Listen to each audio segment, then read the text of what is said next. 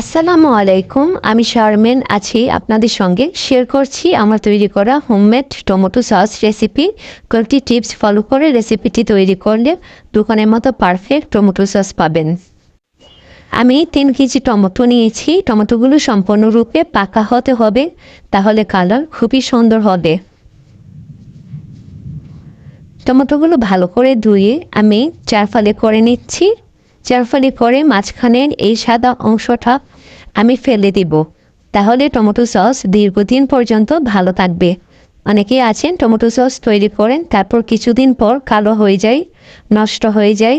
এই সাদা অংশটি এভাবে ফেলে দিলে টমেটো সস অনেক দিন পর্যন্ত সংরক্ষণ করা যাবে। আমি সবগুলো টমেটো এরকম করে কেটে নিচ্ছি এবং সাদা অংশটা ফেলে দিচ্ছি।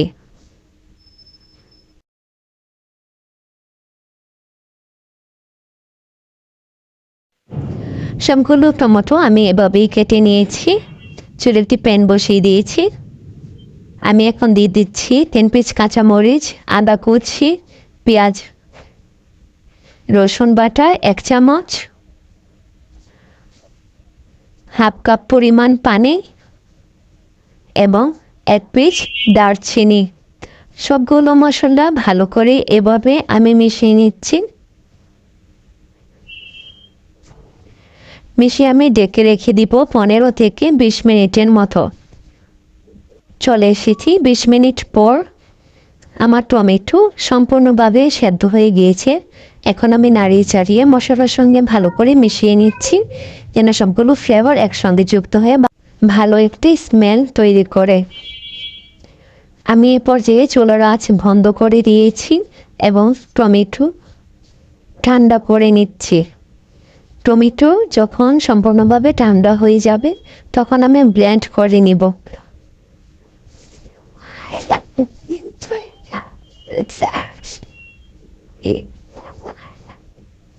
টমেটো সেদ্ধ করে আমি এখানে ঠান্ডা করে ব্লেন্ড করে নিয়েছি। একটি চাকনির সাহায্যে এভাবে প্রথম ছেঁকে নেব। টমেটো আমি দুইভাবে ছাঁকবো। চাকনির সাহায্যে একবার ছেঁকে নরম একটি পাতলা কাপড় নিয়েছি। পাতলা কাপড়ের সাহায্যে এভাবে চেপে চেপে টমেটোগুলো আমি দ্বিতীয়বারের মতো ছেঁকে নিচ্ছি। দ্বিতীয়বার কাপড় দিয়ে ছাকার জন্যই টমেটো সসটি দোকানের মতো পারফেক্ট এবং সুন্দর হবে। কোনো খাবার ভালো এবং সুস্বাদু করতে হলে একটু তো কষ্ট করতেই হয়। সেজন্য কষ্ট যতই হোক, চেপে চেপে কিছুক্ষণ সময় সাপেক্ষ ব্যাপার, যদিও কিছুক্ষণ সময় নিয়ে এভাবে চেপে চেপে সম্পূর্ণ রস এভাবে বের করবেন। আমার চাকা হয়ে গিয়েছি, এতটুকু ময়লা আমার বের হয়ে এসেছে। এখন আমি এটা ফেলে দিব। এখানে আমি 3 কেজি টমেটো নিয়েছি, সেজন্য আমি 2 কাপ পরিমাণ চিনি ইউজ করছি। 1 চামচ লবণ, 1 চামচ মরিচ গুঁড়ো দিয়ে কিছুক্ষণ নাড়িয়ে নিচ্ছি এবং এখানে আমি হাফ কাপ পরিমাণ ভিনেগার ইউজ করছি। এই সসটি বানানোর ক্ষেত্রে চিনির পরিমাপের দিকে বিশেষভাবে লক্ষ্য রাখতে হবে।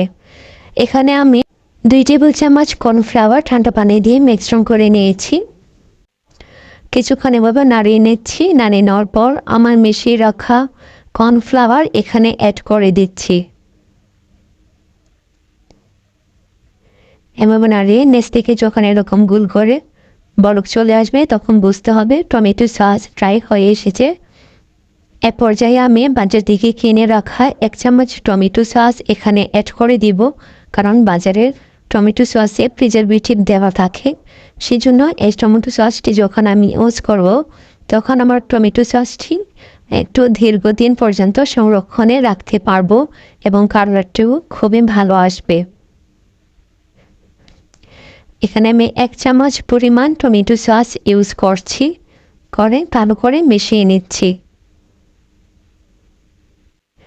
এই টমেটো সসটি নর্মাল টেম্পারেচারে রাখে প্রায় 15 থেকে 20 দিন পর্যন্ত আপনারা রাখতে পারবেন। এবং যদি আপনারা 5-6 মাস পর্যন্ত সংরক্ষণ করতে চান তাহলে আপনারা অবশ্যই নর্মাল ফ্রিজটা ইউজ করবেন। অবশ্যই টমেটো সস ভালো করে ঠান্ডা করে তারপর বোতলজাত করে আপনারা ফ্রিজে রেখে দিবেন। আশা করছি আমি যেভাবে প্রত্যেকটি জিনিস ইউজ করেছি সেভাবেই আপনারা ইউজ করবেন।